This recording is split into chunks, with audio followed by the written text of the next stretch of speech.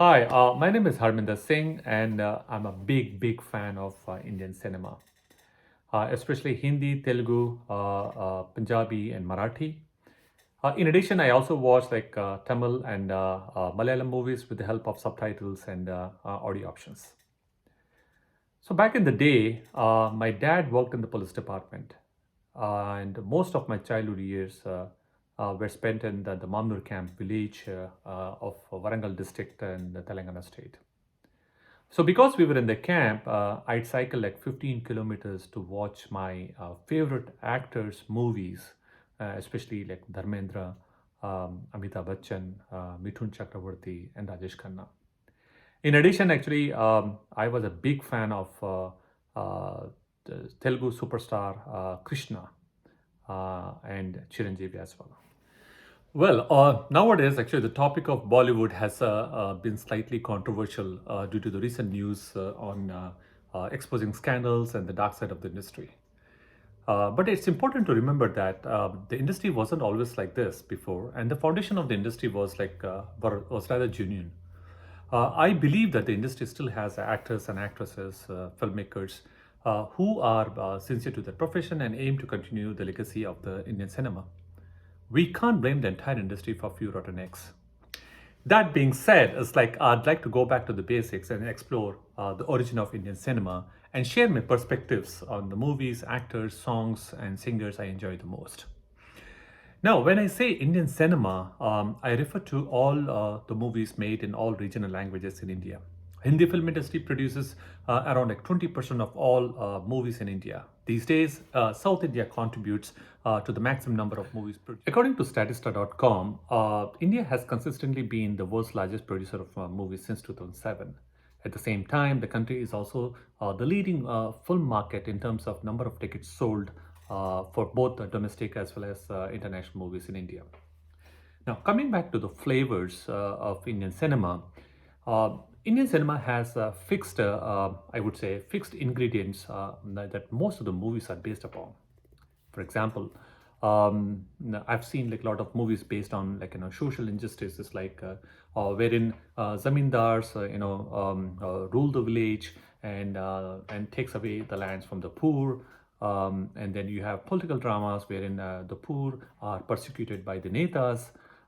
Then we have romantic plays wherein a poor boy meets a rich girl and vice versa.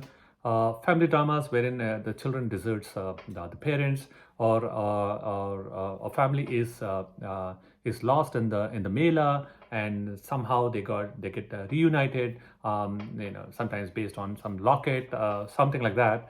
So these were very close to our real life, and basically reflects our desires and fantasies. As most of us, with Indian backgrounds, have grown up watching Indian movies, for me, it has been like an integral part of my life and culture. Looking back at its history, the Indian cinema has evolved from black and white motion, no talkie, to full of colors, graphics, animation, and special effects that we see today in most of the Indian movies. The beginning of the Indian cinema can be dated back to 1896, when the legendary Lumiere brothers of French origin made six short films in Mumbai. After 2 years, in 1898, Hirala Sen directed The Flower of Persia, a short film actually that had set the trend for the rest of the filmmakers in India. In 1913, the first full length movie, Raja Harishchandra, was made by Dadasaheb Phalke, subtitled in Marathi and later in Hindi and English. He basically laid the foundation stone for a feature film in India. By 1920, the film industry started making full length movies in full swing. Some of the key actors and actresses, during both the silent as well as the talkie movies are Patience Cooper from Calcutta, who started her career from the silent movie and also acted in the talkie movies as well. She is the first one of the first superstar of the 1920s. Then followed by Fatma Begum, Zubeda Begum, Sultana. and Ruby Myers, a Jew, also known as Sulochana, who is also one of the leading star of the 1920s. On the actor side, Khalil Ahmed, Sohrab Modi, both acted in the silent movies and also in two talkie movies. Kanjibai Rathod, who started his career as a still photographer, later on became a hero. And then Baburao Pendarkar, who acted in 68 films, and Yaqub Khan, who also acted in the 1920s as well.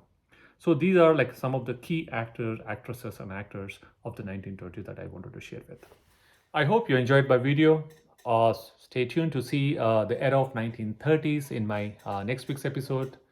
And if you like this video, please share it with your family and friends.